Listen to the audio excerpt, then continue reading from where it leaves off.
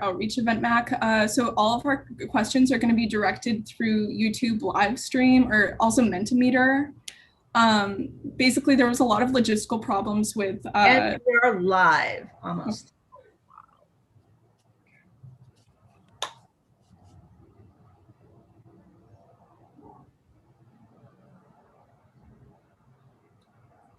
All right. Hi, everyone. Thank you so much for coming. This is the Berkeley Hope Scholars, and I'll pass it off to my co-host, Bailey, who will be introducing today's webinar. Hi, everyone. Welcome to week 2 of Transferring from Community College. This week, we have an amazing panel for you from UC Berkeley Berkeley Hope Scholar alumni. As Anna mentioned, it'll be presented by myself and Anna, and our alumni panelists include Matt, Saren, Leilani, and Marina. And towards the end of our presentation, Luis from the Transfer Alliance program at UC Berkeley will also present. So again, thank you so much for coming, everyone. As you guys know, this is our second webinar series of the UC Belonging Outreach Program, and we will be further exploring succeeding at community college, what that means, and just the many definitions that can go into what that looks like. Before we get started, we definitely want to make sure you guys are able to ask questions. This will be anonymous, so anyone can ask, and we'll be sure to incorporate that into our panel in the best way. For those of you who haven't used Mentimeter, basically you can go ahead and take your phone and scan this QR code, and it will open up directly to the Q&A. You can also go to mentimeter.com and enter in this code. No spaces are needed or anything. And we'll give you guys a couple moments to do that.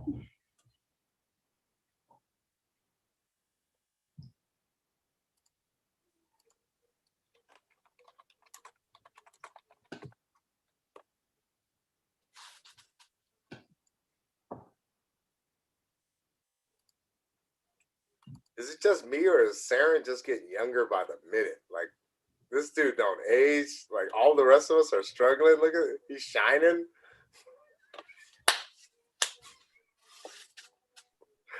I age just gracefully. Thank you.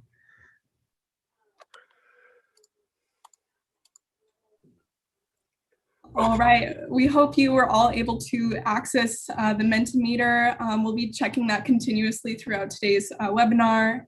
This will also be in the chats. So if whenever time you join us, you can go ahead and click on the link and you'll be directed and able to ask. And I guess with that, I'll go ahead and move on. So as Billy mentioned, we are the two student presenters. Billy, do you want to go ahead and introduce yourself? Hi, everyone. My name is Bailey Garcia. I'm a 4th-year student at the University of California, Berkeley. I transferred from Rio Hondo College in Los Angeles, and I'm majoring in social welfare with a minor in public policy. And my name's Anna. I was a freshman admit at Berkeley 3 years ago, and I grew up in Los Angeles, and I'm studying legal studies. And with that, we'll go ahead and move on. So for those of you who are possibly joining us for the first time, this is, again, a virtual outreach series. And this series, the past 2 weeks, we've been just exploring succeeding at community college.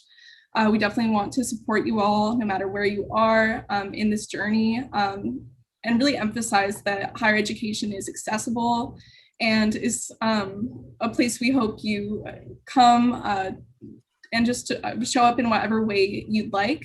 Last week, we recognized that higher education is not a linear path. It looks different for everyone.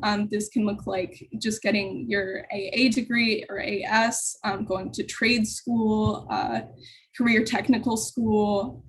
Really, there are just so many different pathways. And for those of you who may have not seen it, you can go ahead and rewatch that on your own time. And that was last week's on April 21. Today, April 28, we're going to be further exploring succeeding at community college with our amazing transfer panel. And in addition to this webinar format, we also have recommended take-home guides. These are really for students who may like, kind of checklists, written formats. We recognize that everyone has a different learning style.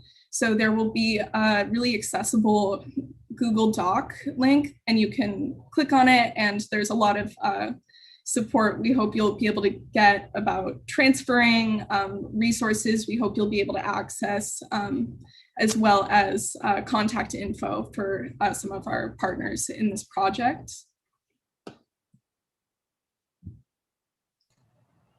Hello, everyone. My name is Charlie King Beavers, and I'm the program coordinator of the Berkeley Hope Scholars. I'm glad that you're all joining us today. I think we have a lot of really good, important content to discuss, and our panel is wonderful. They all identify as transfer students and UC Berkeley alumni.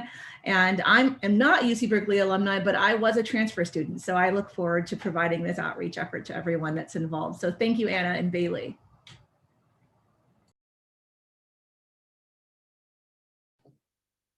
And with that, we'll go ahead and allow our panelists to introduce ourselves. And you can answer in whatever way you feel most comfortable. First name, CC, region you might have been in care, any communities you identify with. We recognize that many Berkeley Hope Scholars aren't just part of Guardian Scholars. You can be a part of multiple programs and gain support in multiple different ways. And then lastly, just anything you'd like to share about your current role or plans. We recognize that there's definitely a non-traditional journey for many of us, and anything you'd like to share about where you are and what you've been up to since graduating from Berkeley.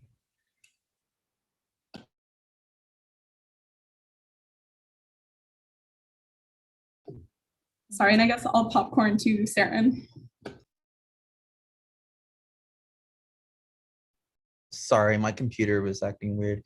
Hi, I'm Saren, and so the CC I went to is called Riverside Community College, which is in Riverside. My case was in Los Angeles, but in high school I lived in like the Inland Empire region. So I received services from Los Angeles, but I lived in the Inland Empire. Communities, probably Black, queer, foster, obviously, re-entry student, and my current plans after graduating from UC Berkeley that I would like to share. So last year I was supposed to start the MSW program in the fall. However, I had to postpone that. So right now I just took another extra year of undergrad at UC Berkeley. I'm going to hopefully start sometime next year in grad school.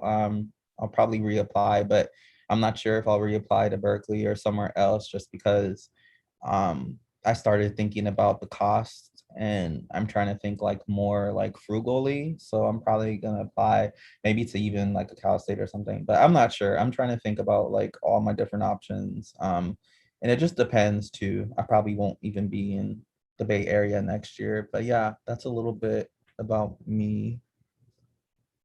And I guess I'll popcorn to Leilani. Thank you, Saren. So my name is Leilani. Gender pronouns are she, hers. The community, I actually went to a few community colleges, but the last community college I transferred to or matriculated from was Santa Monica College, which is in Santa Monica, California. And communities I identify with is, of course, my Berkeley Hope Scholars family. I'm former foster youth. I also identify as system impacted. So there's a really dope organization by name of Underground Scholars on campus that I identify with. And I identify as a transfer student and re-entry student as well. And currently, I'm class of 2020, so I graduated last year. Currently, I'm working part-time for Stephen Cates Camp, and pretty much like a liaison between the teachers and the organization. And I'm serving as a board member for Set for Life LA, which is a nonprofit that provides furniture and other supportive services in the Los Angeles region. And that's pretty much what I'm up to now. So I'm gonna popcorn it over to Marina. Hi, everyone. My name's Marina. This is AJ. I use the She series. I was in care in Oakland, California, so Alameda County. I did go, though, to community college in Contra Costa County. So I went to Diablo Valley City College, and then transferred to UC Berkeley in 2016. And then did 3 years there and graduated in 2019. And then I took a year off and am currently at Yale Law School.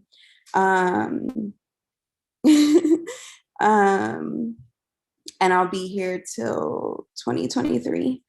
And then we'll be working, I guess.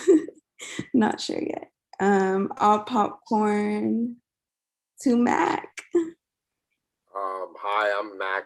I'm gonna pull up the questions again. I went to San Jose City College. It's in San Jose, right? Like Sierra and Leilani said. And I think all of us had first like name colleges, but I went to like 5 different community colleges. I failed algebra like 5 times. I deem that so important because I think Berkeley picks the wrong students a lot. For the longest, I just had Fs. So I had a lot of bad semesters before I put it all together and wrapped it up in a package to get to Cal. I was in care in Santa Clara County.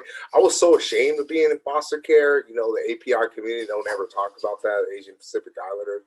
But like, I'm a proud member of the foster community today because of my influence with Guardian Scholars at community college and Hope Scholars here at Berkeley. I think that's so damn important. You know, I think we've overcome more than anybody. There's nobody that matches up. I'm part of Underground Scholars with Leilani, Hope Scholars. I'm a re-entry student, which is so important. I graduated, dang Charlie, I think I graduated in my 40s, and that's okay. That's okay today, right? It didn't matter when I graduated from Berkeley as long as I graduated from Berkeley. Nobody asked me when I graduated. They're just like, oh, he's a Berkeley grad. So I think that matters. I created a job for myself at Berkeley, and now I work at UC Berkeley. I'm part of the system that I used to protest. So that's odd, right? But yeah, I think that covers the basis. And we want you here. Each and every one of you watching, we want you here. You can make it to this damn place. There's more smart people and more charismatic people in Hope Scholars than I've seen throughout the whole dang school, to be honest. I don't know, Charlie, that's not a good recording though. I'm just being honest as an alumnus though. Thank you, Anna. Thank you, everyone. We really appreciate your introduction. So our first set of questions are going to be tailored to your experience in community college. So our first question for all of you is, how would you describe your experience in community college or during community college? And I don't know if someone wanted to volunteer to go first. I'm more than happy to popcorn to one of you.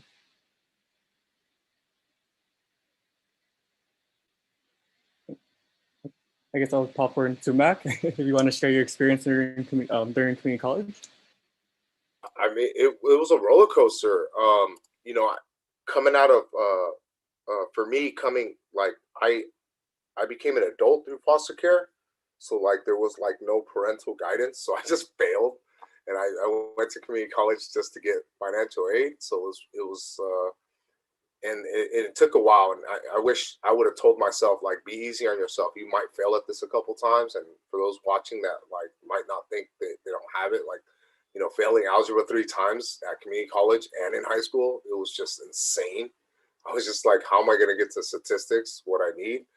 And, you know, just linking up with the right people. I would say, where is the question there? My experience, it was tough. You know, community college is kind of like Berkeley. You got to kind of meet the right people or just advocate for yourself. And it was hard because having like a social worker or somebody advocate or tell me what to do actually with threats. And then just being on your own after that, it was difficult. But it took me some years to finally finish community college, but I wouldn't give it up for the world. It changed my life to get into, you know, UC, that's for sure, especially UC Berkeley. And I'll popcorn to Leilani. Thanks, Mac. I think I kind of share a lot of the same sentiments as Mac, and like a lot of shared experiences in terms of like my experience in community college. Well, first of all, I went to several community colleges because I just went wherever I could get credits. Sometimes the community colleges I was going to didn't offer all the classes that I needed to fulfill my major requirements. So I just bounced around to wherever community college offered the courses and had the availability, because I was also working full time. So I needed the flexibility. So essentially I had to take like night classes, and not every school offered night classes for the classes that I needed. And when I first like enrolled, I didn't know anything about the school system and community college system. So I had to kind of demystify all of that on my own. I got all Fs my first semester because I didn't know anything about dropping courses. I thought you would just, no one told me anything about those little nuances that you learn, you know, throughout your community college experience. I just kind of had to wing it. So, but I definitely don't regret my experience in community college. It definitely refined me, made me more resourceful, made me more resilient. So yeah, I'm proud to be a community college transfer. So it's pretty much my experience. But I'm gonna go ahead and popcorn over to Saren. Hi, so just like Leilani, like I failed every single class my first semester, and maybe even the first year to be honest. But I started like community college like right out of high school, so 10 years ago. And yeah, it was rough because I was like, there was no such thing as like AB-12. So like when you turn 18, like you're out of care, but they were able to like extend it for me like for like a few months. So I was like still like in a foster home, and I was like trying to like transfer to like stable housing. So like I was kind of like, it was new to me like how to study and like how to like prepare for my classes. So like I did horrible, you know, the first year. Like I didn't realize like you had to put in, like you actually had to put in effort, you know, into like work. Like I was like, whatever, I'll just like show up and like, yeah. And not that I didn't take it serious, I think I just had too much anxiety to where like I didn't know like how to navigate. And like I was like too shy and too quiet to ever talk to my professors and ever talk to like EOP and S. And like that was like pretty much like my downfall, at least for like that year. But I think for me, like after I had like housing stability and like I was working full time, I was able to go back to school full time. And because like, you know, all my needs were met. And I just made sure like I had to dedicate myself. Like I was like, okay, after I go home from work, I'm just going to like, you know, do my schoolwork and just like get straight A's like this semester and like redeem myself. And I was able to do that and able to like get academic renewal and remove all that. So yeah, I think for a lot of like you know, incoming like foster youth, I mean that is going to be experience, you know, having to you know, it's like it's expected for you to turn into like an adult like right when you turn 18, and like you haven't, and it's like you haven't been prepared for this. And it's like they're expecting so much of you as a foster youth, but they don't, but at the same time like people who aren't in care like don't even have like those skills. They're lacking and they have all that support. So it's like an extra, it's like an extra hammer at you. So yeah, I mean, I guess it was just like just trying to find stability that like helped me to thrive. And I will pass it to Marina. Thank you. So my experience with community college started in 2013 of August 2013 of 2013. And I actually found out that I was pregnant 3 months into it of my first semester, and I was 18 years old. So it was a lot of changes. I think though, like my experience is obviously different from the other panelists here because I had a child.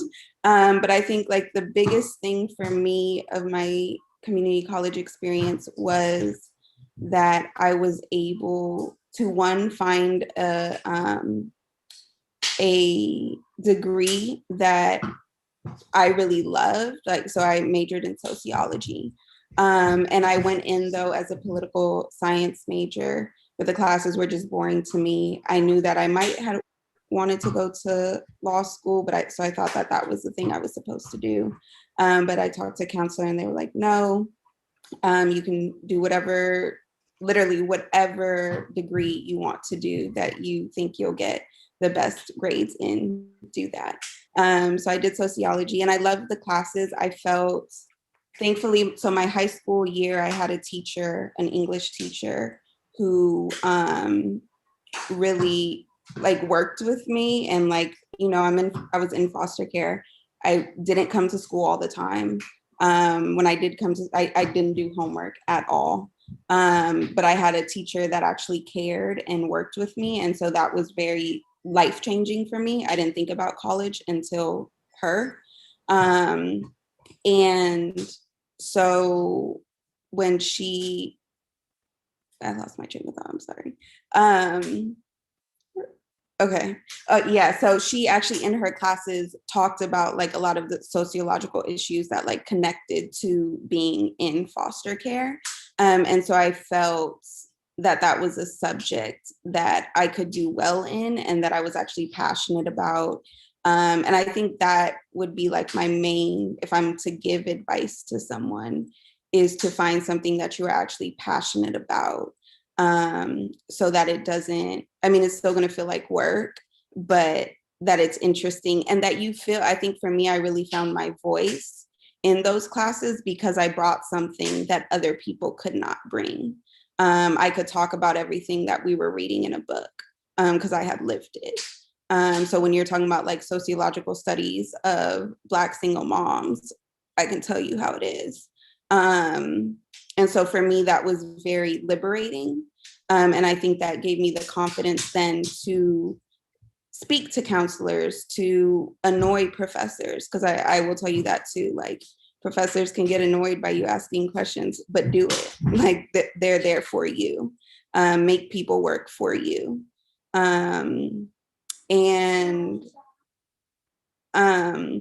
So yeah, I think that gave me a lot of confidence and finding that confidence, I was able to reach out to people, speak to people, ask questions. And I think like Max said, it really is about finding people who will be allies and advocates for you. And I think that starts though with finding your own voice. So any way that you can do that, I suggest doing. Also at DVC, there was START, which is like similar to Guardian Scholars, but it's like a foster care program. And also being able to be a part of that was very beneficial. Thank you everyone for sharing your experience during community college. So our next question, some of you kind of touched up on this, but what were obstacles you encountered during community college and how did you overcome them? What resources did you utilize? Any support groups that you'd like to share or express during your journey in community college? And I will pop one to... Can I go first, if you don't mind? Yeah. I think this is so important, right? So I want to make clear that, you know, as a reentry student, for those that are watching that are a lot older, you know, I went to school at 18, then I came back at like 30 something, right? Which is crazy. But like, again, what Sarah was saying was like, I was not ready for this, right? Like, it's so ridiculous. I'm so old from foster care. Like, I was a garbage bag boy, right? Moving from foster care. And then I know like some of the new high tech fosters are like, they got like plastic bins and stuff, but I had graduated to a duffel bag of moving my stuff around. And like, I didn't go to class in high school. So going to college, it was like, I was not ready to write a 1-page essay. And I think as proud as I am to be a foster nowadays, I was so damn ashamed of being a foster back then. And I remember going to Guardian Scholars and they were like, wow, you're the first Guardian Scholar we've ever had at San Jose City College that's over 25 that we've given funding to. And it was just like, oh, wow. You know what I mean? And beginning that sense of identity of a foster. But I'm also a really proud disability support student. I didn't use the foster program nor disabled program. The first go around in college, the first 2 years I flunked out. But when I was older, I was like, I need support. And I think getting that support was crucial. And they don't make it easy for you. So every foster would qualify for DSP. Like the shit I've been through, you know, if the state had to intervene in my life, you qualified to be a disabled student. And what that do for me, instead of taking 4 classes to get financial aid, I took 2. And it took me an extra year, but it made it manageable. And, you know, as a foster, like, time doesn't matter to me. Like, as long as I finish this one day. And I think that's so important that I did that.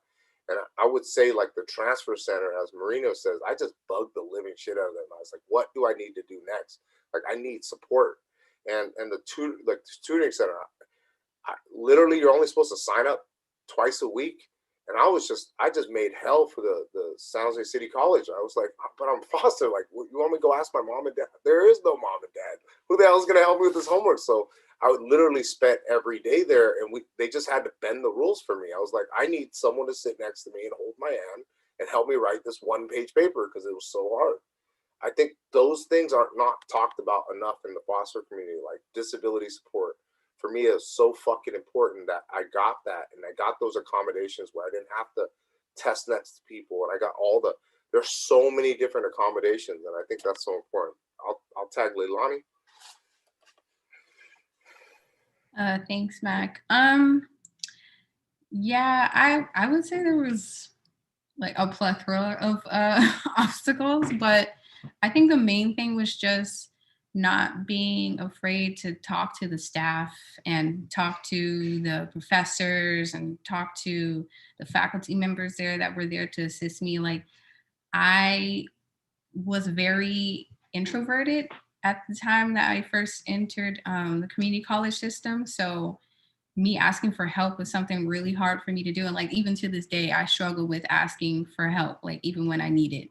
So I think just kind of like getting over the anxiety of putting yourself out there if you don't know certain things, and just being resourceful. And I think just getting over the psychology of that kind of made my community college experience a lot more smoother, because it made me feel like I had like community.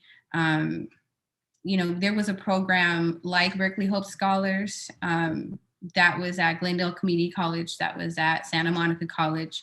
And they were honestly like really instrumental in like me transferring to UC Berkeley, along with like other mentors along the way. But they gave me the confidence, they gave me the resources, the support, the emotional support, the financial support. Like, there's so many different moving parts in order for you to like feel like you are being held on this journey, because it's a journey. That's exactly what it is. It's a journey. And so like, and yeah, I think that was just some of the major obstacles I encountered.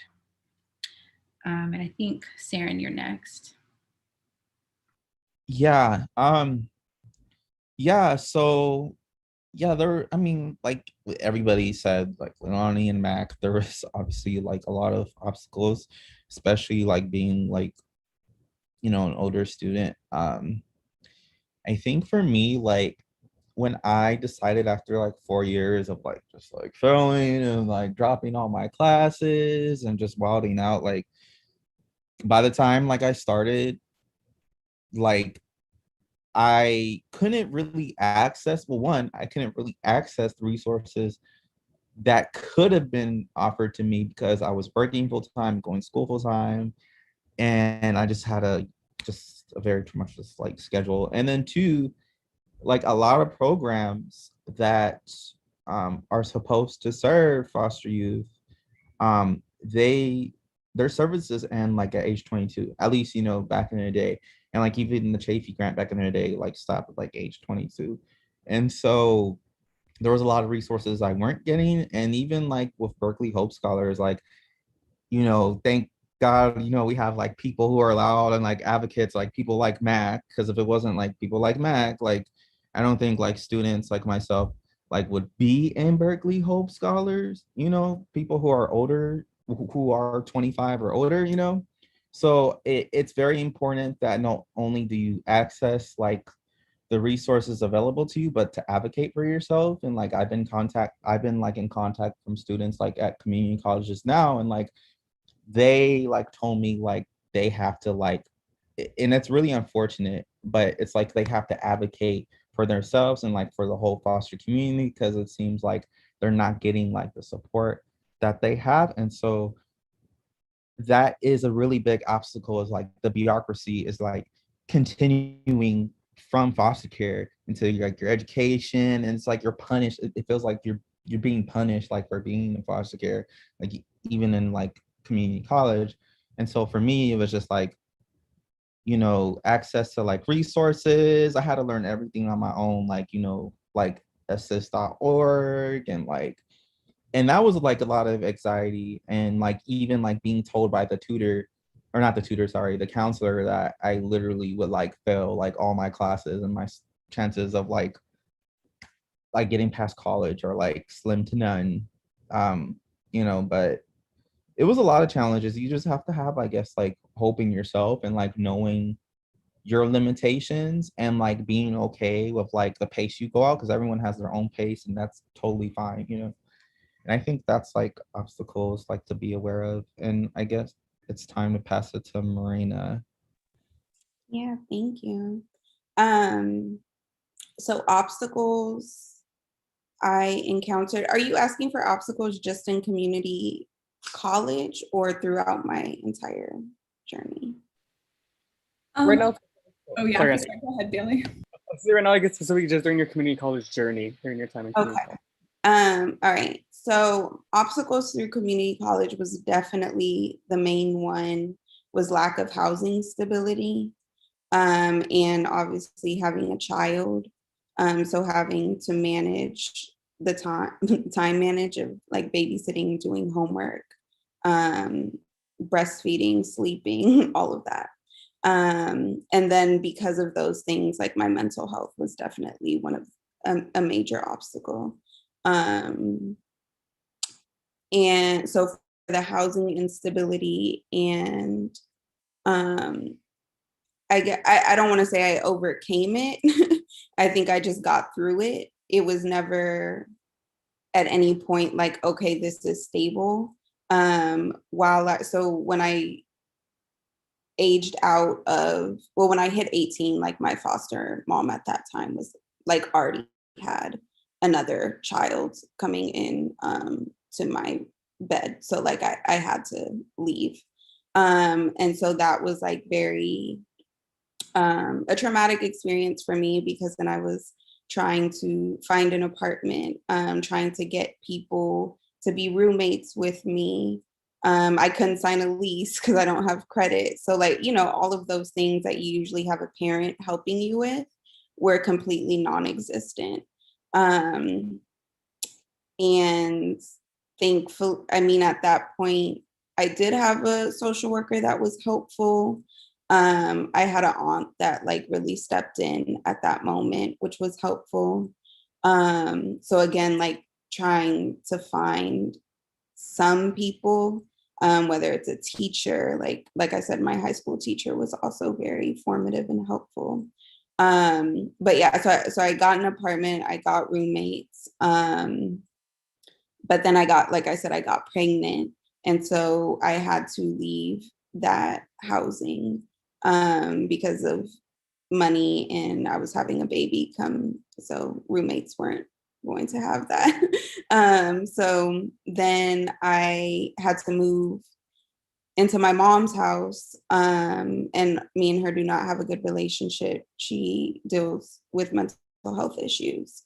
And so living in that space with someone who, you know, has like bipolar schizophrenia, it's just an unstable environment. You never know. Like she's called the police on me, told me to get out. So yeah, I don't think I ever, like, that never really changed necessarily. So I don't want to say I overcame it. I guess I just got through it. And thankfully, like my son's father, like his family is very helpful too. They're all in the Bay Area. So yeah, that was great. Then I got into Berkeley, and I think that's when like my housing stability was amazing. I lived in the student family parent housing, had student parent, you know, support. So that, yeah, that part was amazing. But then, yeah, so obstacles in community college were definitely housing, stability, and that obviously like affected my mental health. I never, unfortunately, I was never able to see a therapist. So again, I don't want to say like I necessarily overcame it. I think I still deal with some of the issues, but I did get through it.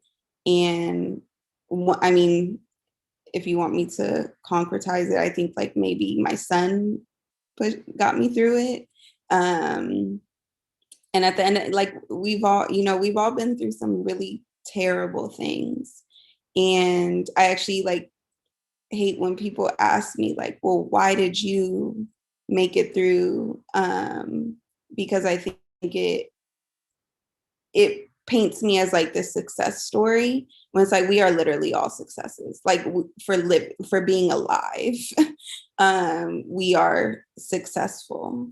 And for, you know, like, so yeah, I hate when people do that, because whether, like, I know I'm at Yale, but that doesn't mean that someone else who, you know, is at community college or not even going to college, is not as necessarily like successful. Like we are all literally successful. And I think we have become experts in overcoming things and making it through things because we have had to. So yeah, I'm sorry, that was a really long answer. No, that was great. Thank you all so much. We also have a couple questions from some viewers, some current students. So I guess we'll restart at the beginning, but if anyone wants to talk about how they were able to manage working and studying at the same time. And then also there was a part of that question directed about housing. So I guess just kind of interrelating those three things, like how did you manage, you know, working, studying, and also, of course, our community often has to secure our own housing.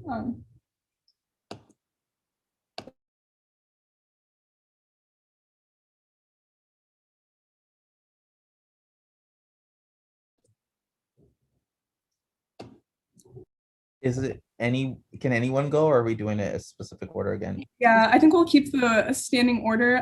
Mac, if you want to go ahead and get started, I think you might have been muted when you first started talking.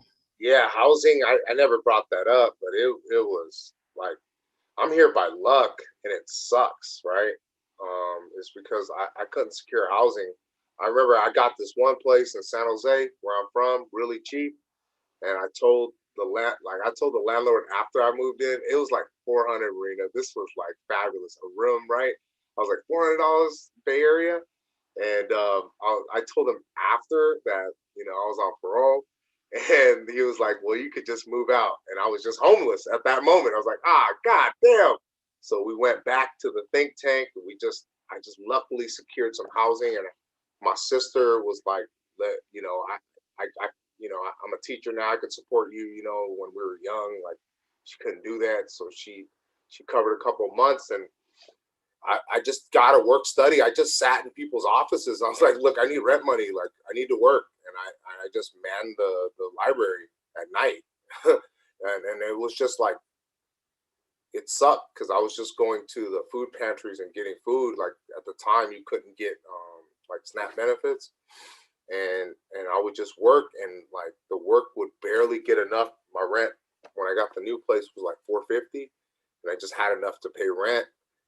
But what was really cool, and I hope students do this, is that reach out to, Anna, Bailey, and I know Charlie knows a lot about the industry, but I linked up with Pivotal Scholars in Santa Clara County, and I don't know why, but for some reason they like to help fosters, and they gave me a scholarship, and it was, I was able to just like look at the numbers and say, okay, this scholarship, this pays for half my rent for the year, and now I get to have some food, and I just kept trying to find these little links and to support, because work study doesn't pay much. And then I went on the financial aid page. I think every CC has this, and I started applying for scholarships. I wish someone would have told me the minute. I wasted a year before I found out that shit, I could win money. And then I just started winning scholarships, and it would subsidize my housing. But as a foster, everybody in here and the people watching, nobody beats our stories. Like, I don't need to hear anything about your mom didn't pay for your trip to Europe. Like, we don't have those stories in this community. We got some wicked ass shit, and we win everything. And I just started winning scholarships. I think Leilani's next, I believe. Thanks, Mac. I guess I'll answer the question about like how I managed working and studying first, and then I'll go into like the housing stuff.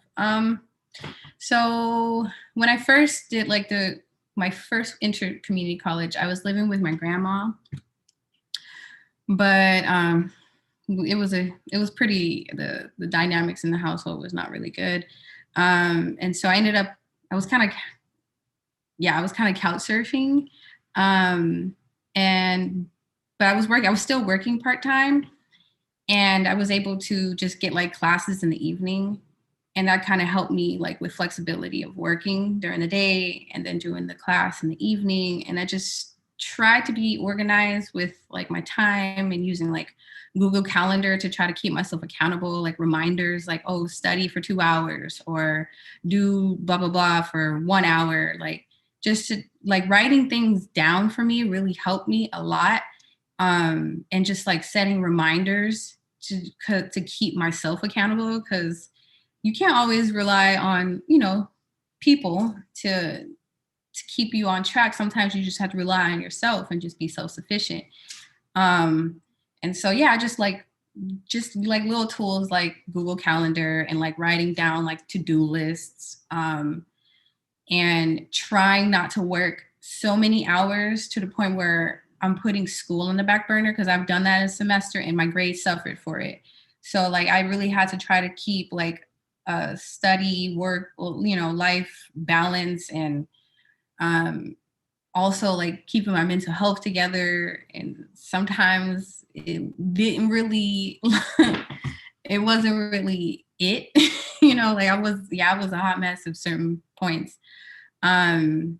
But yeah, I think just being organized with your time, and just trying to like do whatever works for you. Sometimes, technology doesn't work for everybody. Some people are old school. They like to just write things down. Like, I kind of use a combination of both, because that just worked for me. So I just feel like just experiment with different techniques and just see whatever works best for you. And then like the housing situation. So at first I was kind of couch surfing with different family members, but then I ended up getting into transitional housing, because I was still in contact with my former social worker, and she knew about resources through the agency Penny Lane that I was part of. And so I ended up getting into transitional housing, and that was like a super game changer for me. And then, yeah, I was able to get my grades up. And yeah, and kind of rest is history. So, but yeah, I'm going to pass it on to Saren. So yeah, working and studying at the same time. So I think I'll start with the housing first because like the housing is like how like I was able to like do those type of things. So um fortunately like I had a very well, I still do have a very supportive like foster mom, the last one like I lived with, and so she was able to like advocate for me and help me like do the THP like application. And so like I filled it out and everything, but she was like, you know, like I had a very good like support team in terms of like my social worker and my foster mom. So um I'm really grateful for that. So I was able to get into THP plus because I couldn't do foster care. So I got into THP plus. And so from 18 to 20, I kind of had my own apartment because I was still couch surfing in between them because I got kicked out of the program kind of, well, at least the housing. And so like even when I had like housing, I didn't have housing. So fortunately like when I was able to continue the housing, like I was able to get a job, and they were able to like help me and like help me like look for work and um help me like enroll in school and stuff like that. So after I found a job, well, after I found a job, it wasn't the most stable. And then like after I turned 20, I had a couch surf, and it was like a really chaotic situation, to be honest. Um, yeah, I will I wouldn't advise it. And so I was couch surfing again, with a partner, and it was just a lot. And um, yeah, I had to, fortunately, I was able to get a full-time job. And then once I got a full-time job, I was able to like be able to like finance, you know, like a room to rent, like a really cheap room. And it was like only like $400 a month. But it was like not the best. And I was able to do that and just like conserve my money. And then like once I had that like work down and the housing down, like I was able to like then like like physically like be able to write everything I need to do. So I was like writing because I'm a very disorganized person. So like I like would write like a calendar and like a schedule of like, okay, I go to work like 7:30 to 4:30, or some days it's 7:30 to 5. And then right when I get home, it'll take like a 45-minute walk. And then once I do that, I just start studying like right away. And so I just dedicated like a few hours like a day of like studying. And like also like mental health, you know, mental health is like extremely important. But like I think what gave me like the, I guess, drive to study and work at the same time was like I wanted to have like a better quality of life. And like I knew I wanted to go to Berkeley.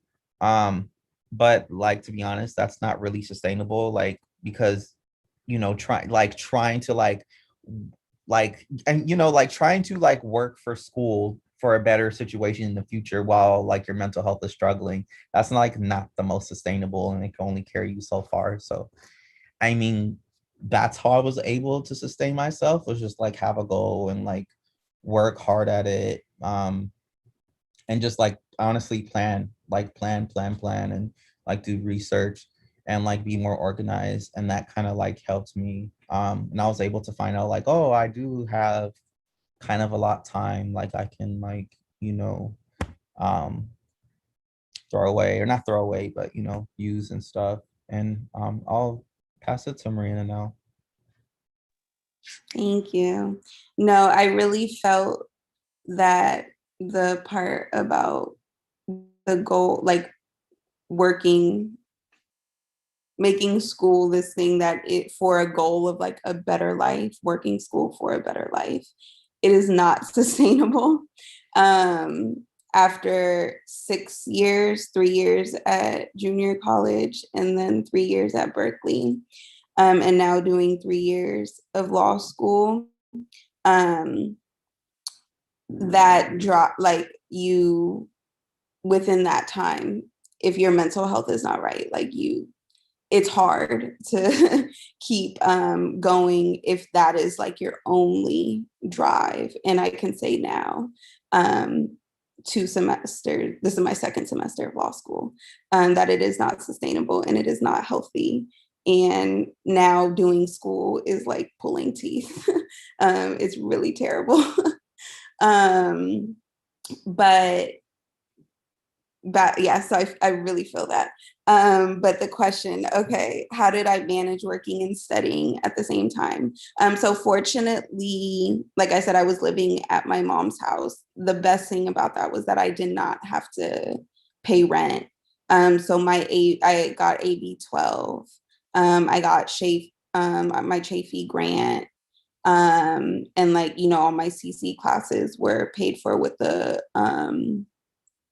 what is it called? The BOG waiver, is it still called that? Yeah.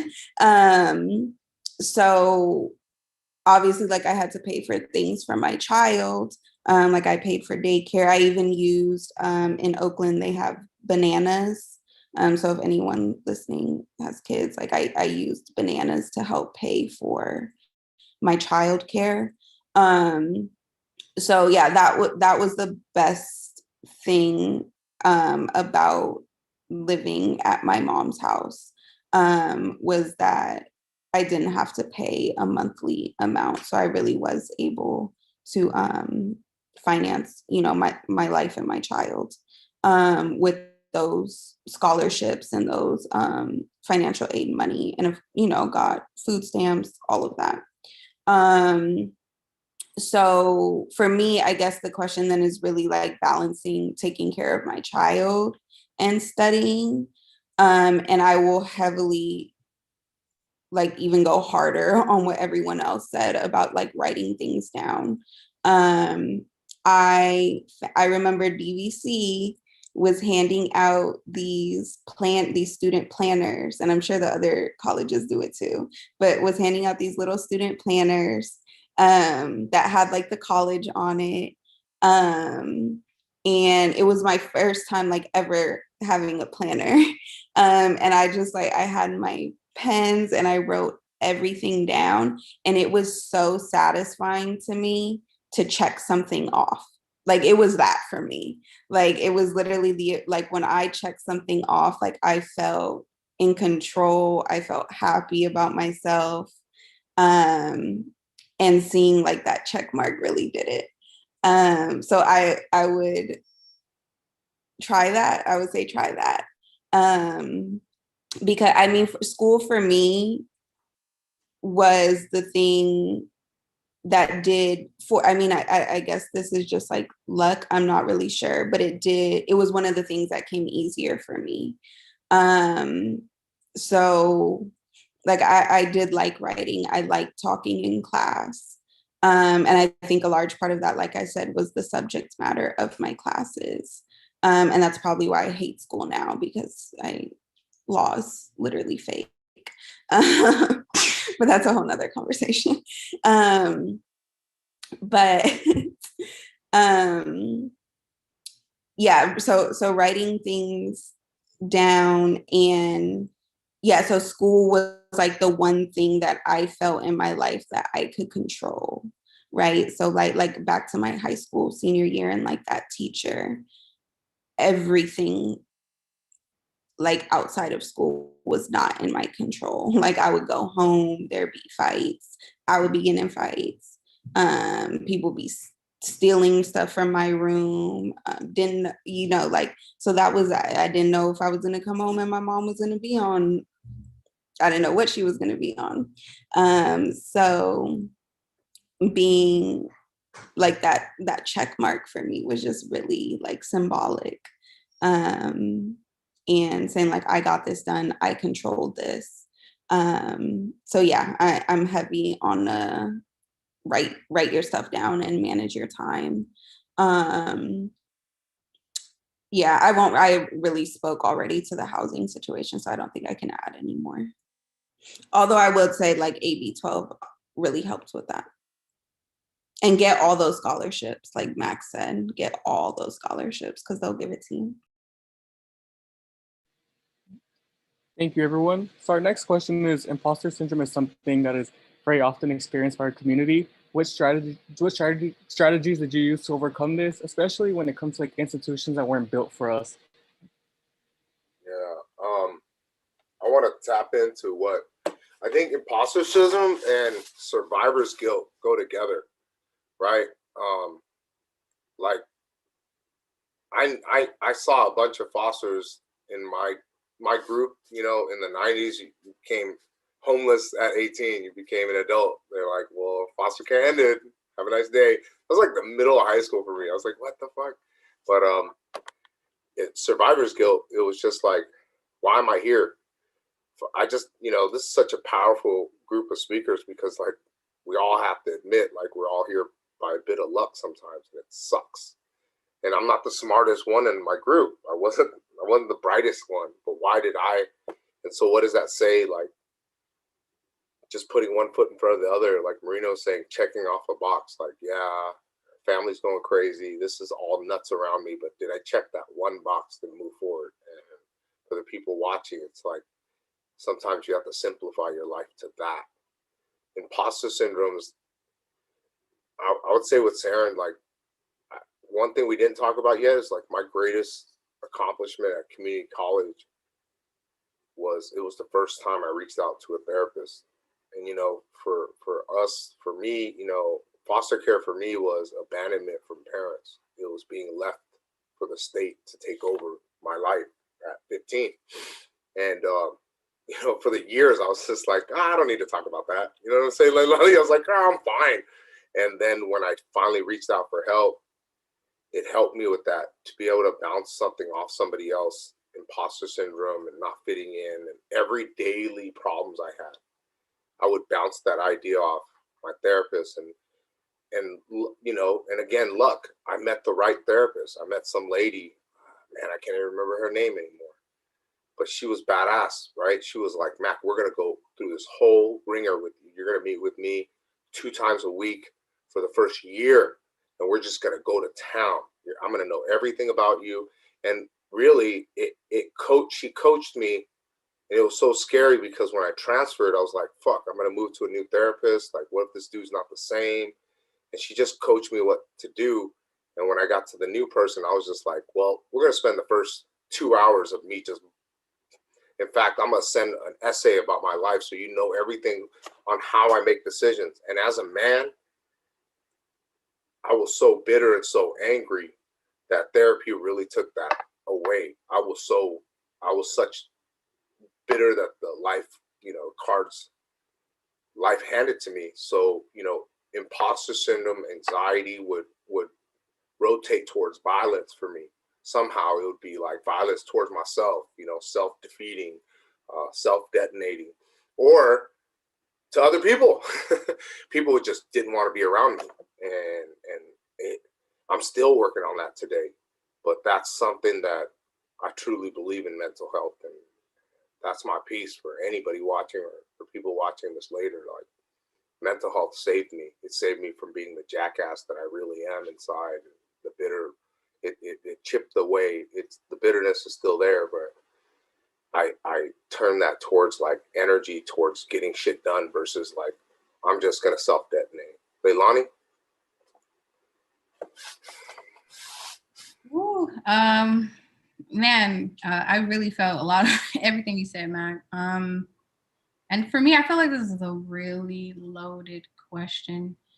And it's a little bit emotionally taxing to even like unpack like the feelings that you experience, is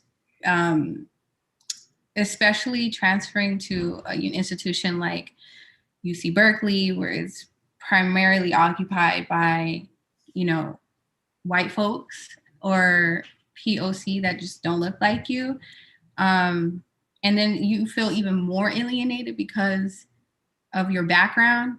and you feel like sometimes you don't even know who to open up to because you don't want to feel judged, because not everybody can identify with your story. And that's something I had to like really consolidate within myself. Like, but then just as you think that like nobody can identify with you, there is a community that will identify with you. And I think just kind of using BHS not only as a resource for, you know, getting my basic needs met, but really as a resource to like find community and like kind of express some of those feelings. And it's really validating when you talk to people and they feel the same exact way. When you look at their accomplishments and you're like, how could you ever, you know what I mean? Like, how could you ever feel that way when you accomplish this, you accomplish that?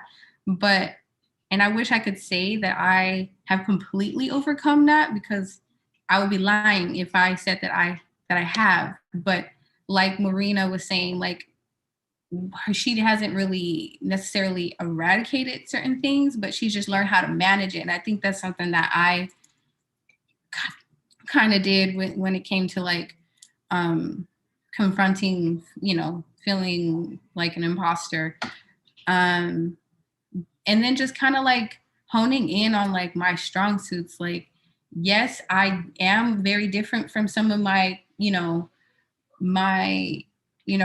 students that I was in class with, but like those are the things that make you stand out.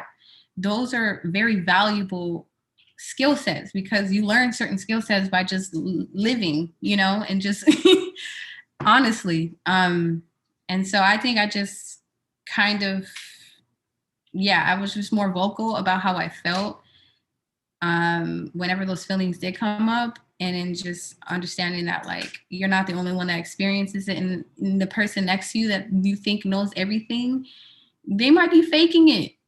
You know what I mean? Like some people around you are just faking it until they make it, so I think that's just really affirming to just know that like you're not alone in those feelings, no matter where you are in your life. Yeah. And I'm just going to pass it over to Saren. Oh yeah, I mean, I like what Leilani said about like the community around us and how it doesn't reflect people like us. For me, at least like within UC Berkeley, that like really like put the icing on the cake. Cause I'm not gonna lie, like I was very bitter the first semester, and I think that helped me. And it helped me, and then it could hurt too, right? But like bitterness isn't necessarily a bad thing, I mean, there's a reason why we have hurt and we have pain and anger and stuff. But I think what really manifested for me, like the difference between like our community and like the rest of the school was, one, well, the frats, but two, like how privileged everyone was. I took a wealth and poverty class, and there was 1,000 students within that class, and only like 3% of us were like poor. And then like the rest of the class were either like high mid class or like high class or like rich. And so I was like, oh my God. I was like, I guess there's like a couple of us in here who are poor. I mean, or who like was poor or like even middle class, so that like really like I was like, whoa. I was like, so after that, like I was like, okay. I was like, well, nobody's gonna tell me anything, because like they're all a bunch of, like everything they say is a bunch of hoopla. Like, I don't know, like you like, especially like in foster care, you're like with me, like I had so much insecurities, and like and a lot of us do, right? Because like you're talked down so much, you're belittled so much, you belittle yourself because you compare yourself to others, because people have like belittled you and systems have belittled you. And it's not even just people, but it's the systems. And I think we have to realize that. And like we also have to realize that a lot of times that the people who are supposed to be like social justice like agents are sometimes like the perpetrators of the state, right? So it's like the social worker who was supposed to help you sometimes is like that perpetrator. And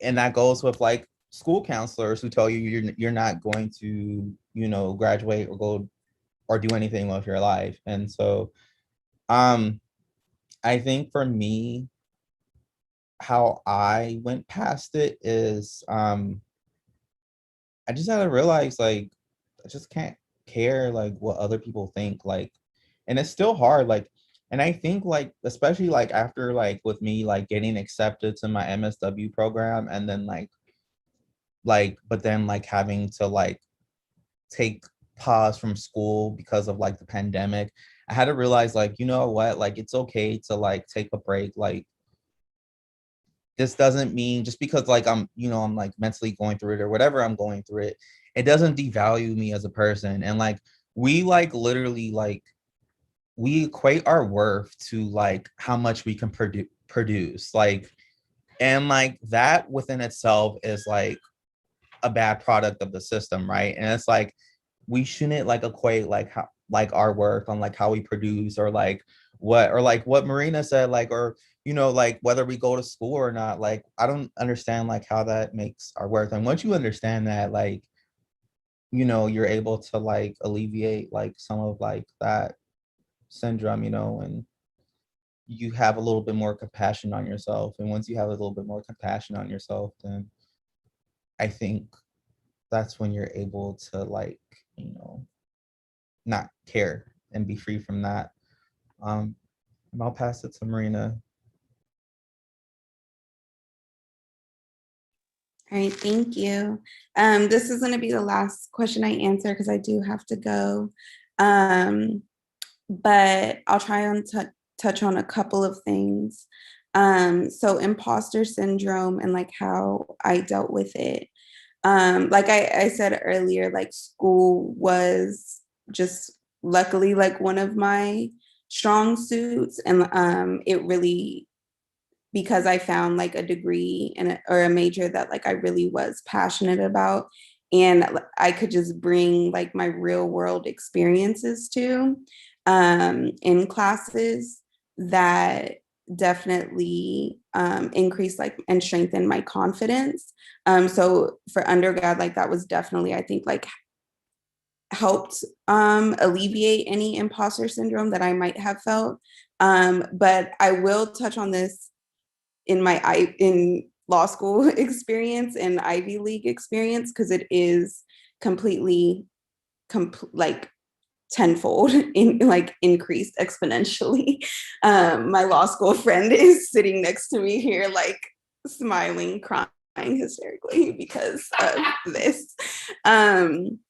But so I deal with it. I read a quote the other day that said something to the effect of like, and this was from another foster youth also, that we have spent, you know, our formative years where our brain is forming, literally trying to survive and trying to think of finding ways to survive, being resourceful.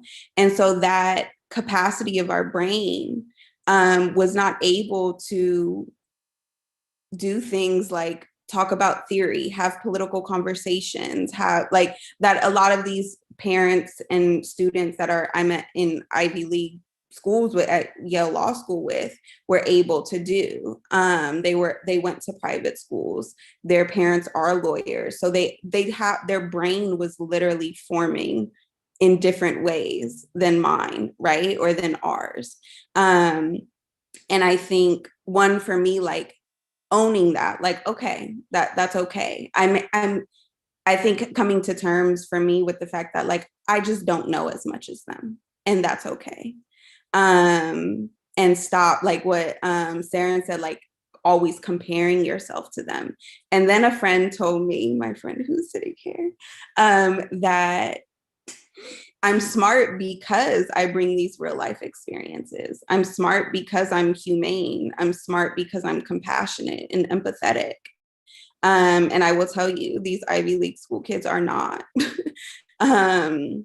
And many of the white students at Berkeley are not.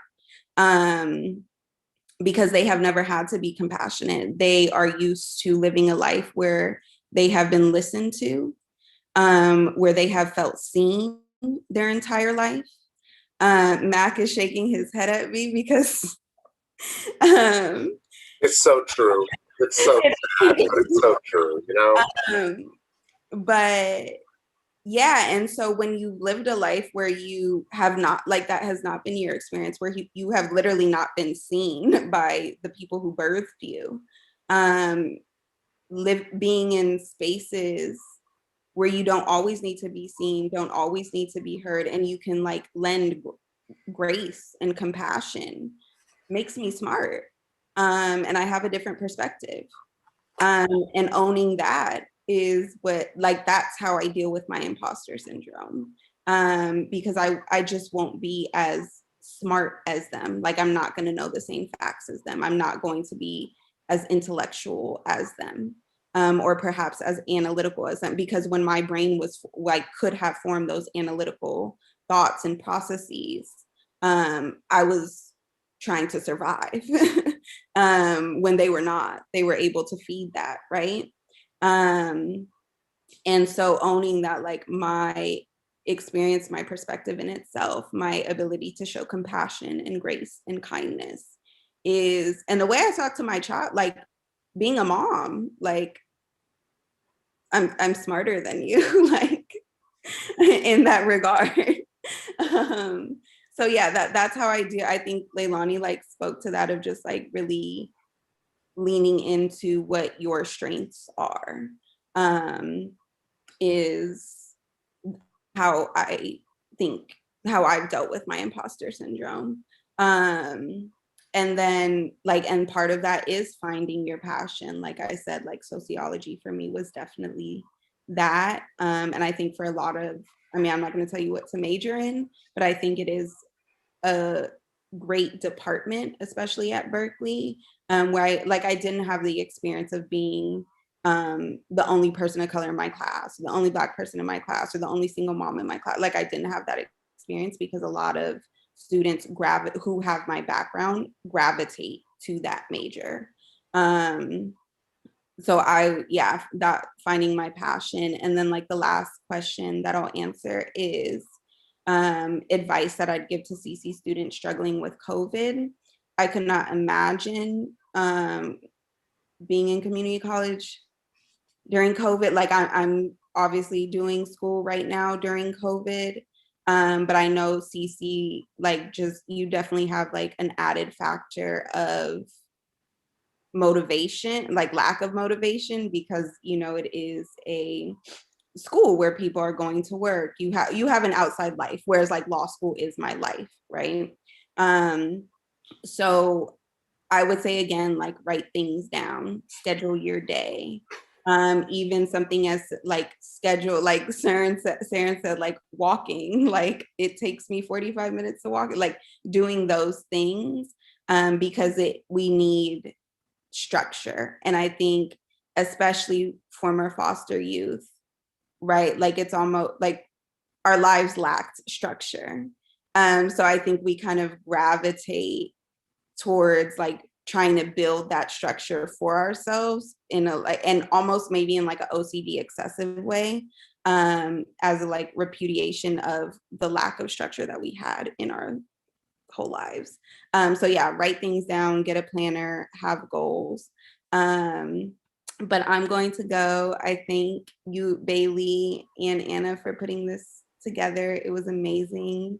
And I've heard great things about Charlie. I'm so sad I didn't get to meet you. And Mac, I miss you all so much. Bye, Marina. Bye. We got to do this more often, Marina. We miss you here. Yes. I know you're at Yale, but come hang out with us, you know. No, we really do. We can do Zoom sessions. I'm so down for that. All right. Bye. Bye, Marina. I love you.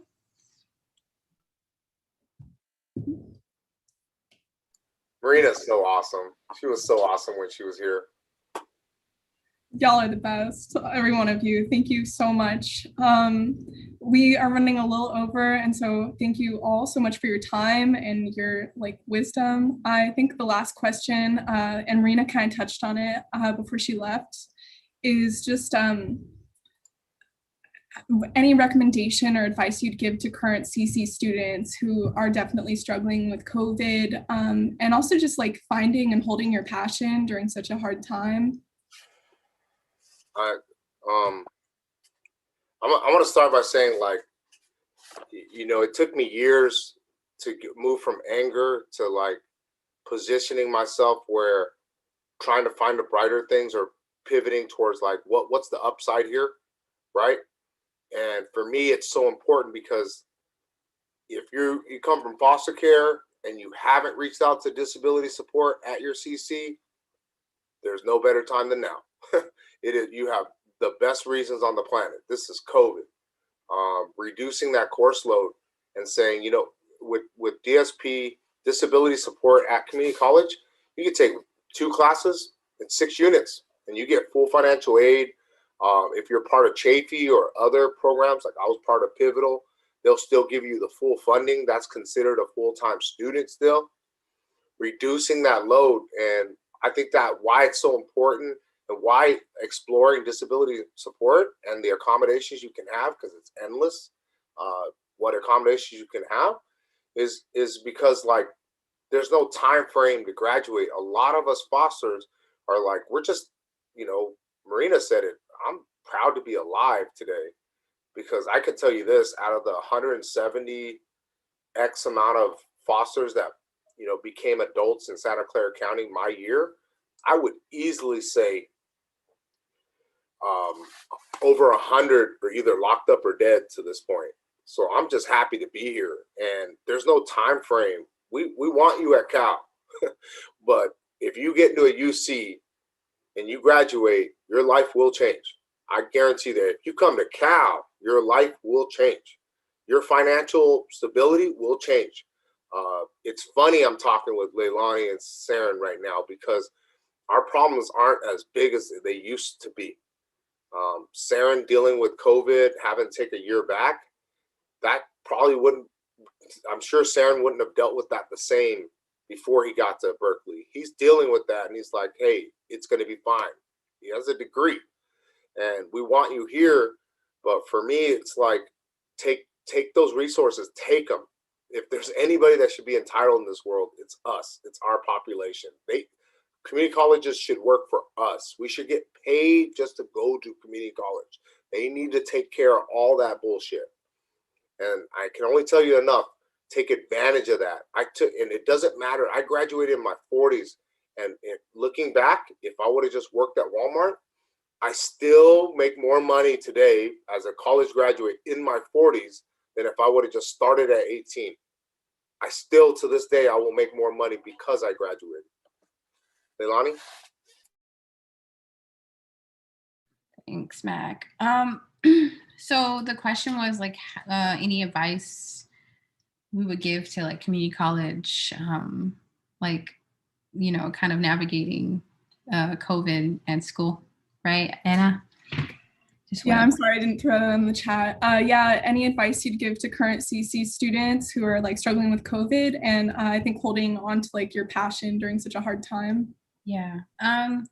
So in my last semester at Cal, I graduated in, I was class of 2020. So basically my last semester, I was kind of experiencing that transition. It was the beginning of the outbreak. So I really struggled with adjusting to not only, moving all my classes virtually, but just the psychological, implications of just being isolated for so long and not being able to reach out and do simple things like hug people, when in the early onset of the outbreak, it was really extreme. People were not hugging, not doing any of that. Now we're in a better place. Granted, we still are in the midst of a pandemic, but we are in a little bit better position than we were, last year. So I think the biggest thing for me was reaching out to loved ones or friends or anybody that you trust when you start feeling isolated, when you start feeling depressed, or you start feeling, like you feel like you're not 100%, and I know it's so much easier said than done, but like, it really is affirming to talk to someone and know that we're all collectively going through the same thing. Because it's a global pandemic, right? It's not something that's like isolated to a city, a state, a country. Like, literally, it's a collective struggle that we're experiencing. Everyone all over the world is, virtually learning. And so I think just knowing that in itself is really affirming, and it makes you feel like, okay, I'm not in this alone. And then you can kind of like both kind of strategize, or whoever you reach out to can kind of strategize, like, all right, when I start feeling this way, like keeping people, yourselves accountable, like, okay, like just doing little things that will keep you guys accountable, like reaching out more often. If you are the type of person that doesn't text your friends back, like, maybe have accountability partner that will tap in with you more often, like, and kind of get you out of that little bubble that you kind of like create for yourself. And then just in regards to like staying passionate, just remember why, like, you got into that major in the first place. Just constantly remind yourself before all of this, kind of transpired, just constantly remind yourself like why you did it in the first place. And I think that, like, if you remember your why, it will really help drive you and push you to keep going. So yeah, I think that's all I got. But I wish everyone good luck on their journey. Just know that I believe in you. I don't know who is listening, but I definitely believe in you. It doesn't matter what your circumstances are. If you are formerly incarcerated, if you were former foster youth, if you feel like, society is not going to respect me, like, trust me, you are very valuable, and we need you in these kinds of spaces. So I'm rooting for whoever is listening. And I'm going to pass it on to, is it Saren? Yeah, I'm not sure if we have enough time for me. So, because I know we're pretty late. So Anna, it's up to you. Like, Thanks. So I'm so sorry, Saren. Yeah, we're gonna go ahead and pass it to Luis. So for those of you who don't know, there's an amazing program in the UC system called the Transfer Alliance Project, and I'll go ahead and let Luis take the floor.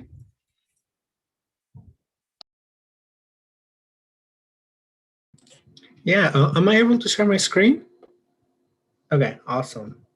I'll go ahead and do that.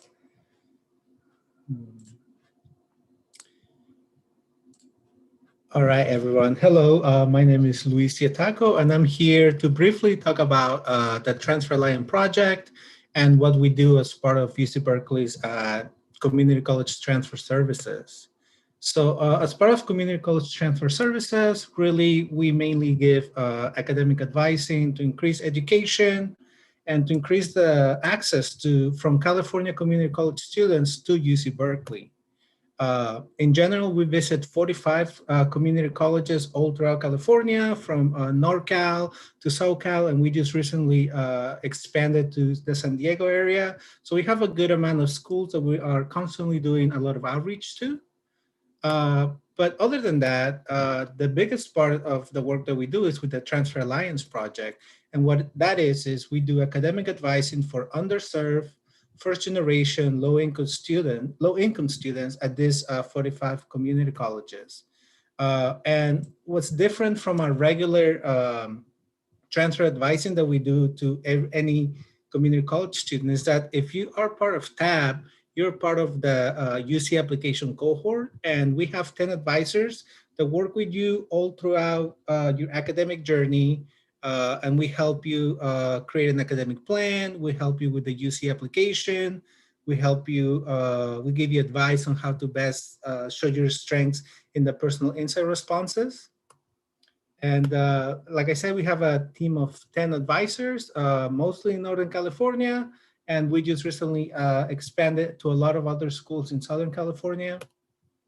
So these are some of our schools in NorCal. So if you attend any of these schools, you can actually connect with the transfer advisor there and see if you'll be eligible to participate in the TAP. And if you are eligible to be part of BHS, if you attend Berkeley, then you could definitely be eligible to be part of the TAP program at your community college as a current community college student.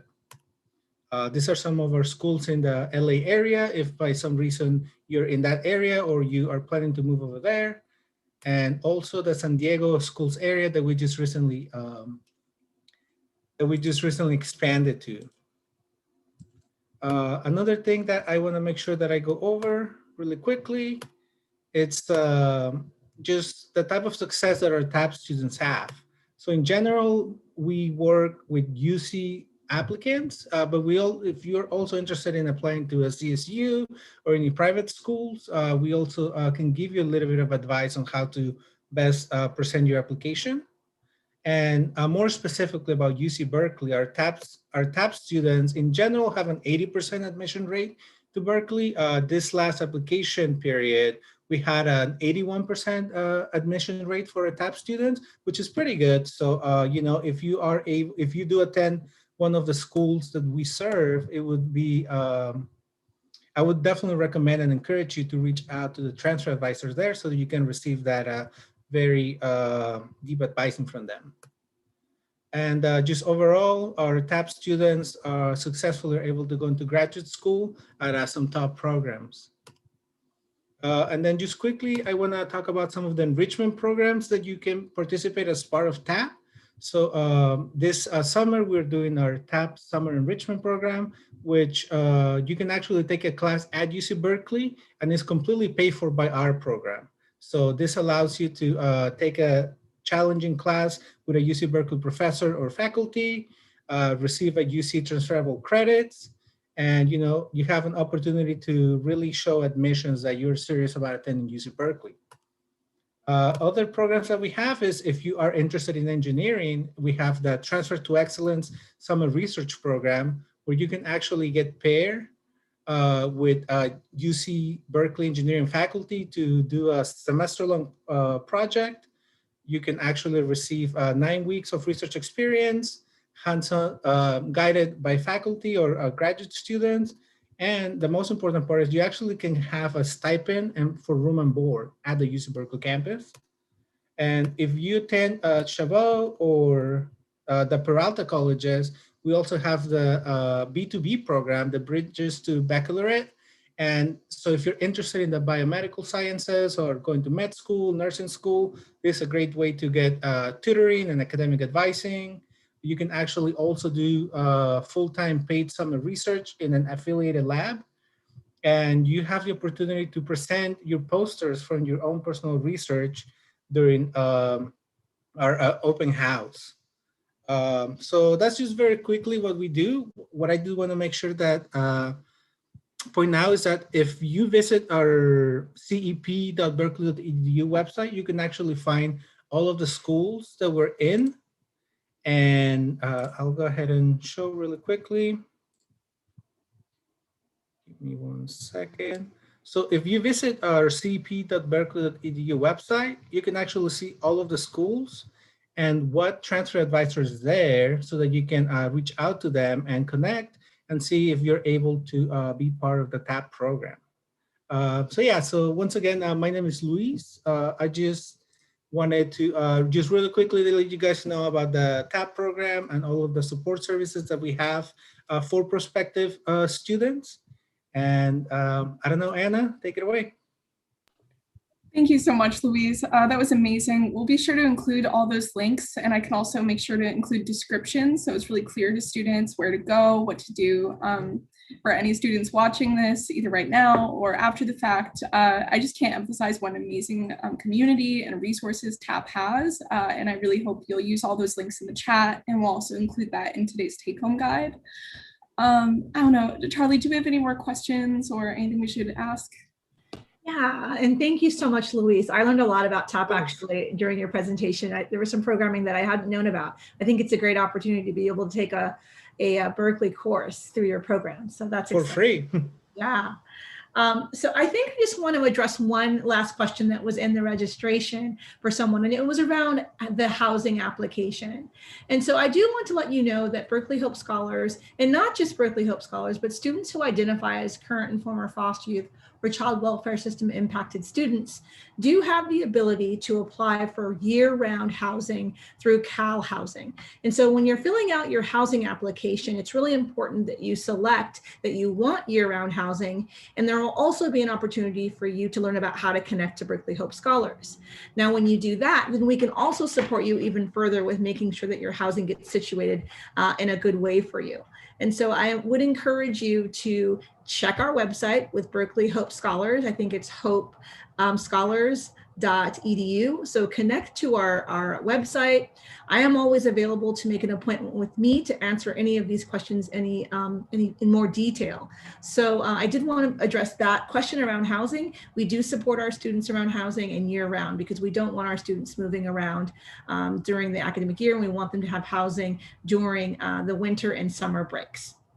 All right, so I think that was our final question, and we are 5 minutes over. So I will hand it over to Anna, and I think Bailey will be rejoining us to end us here. Yes, thank you so much, Luis. We'll go ahead and incorporate your links and make sure our students know how to access your program. And I guess with that, we'll go ahead and wind down. We want to give a huge thank you to you all for coming. This is our second virtual webinar series. And so to be able to connect with you all and hopefully provide useful information is something we're very passionate about.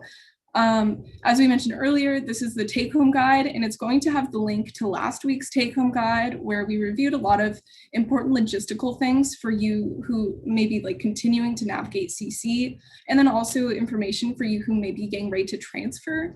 So yeah, go ahead and click this link today, and you'll see the old variation from last week with all of that information about continuing and transferring.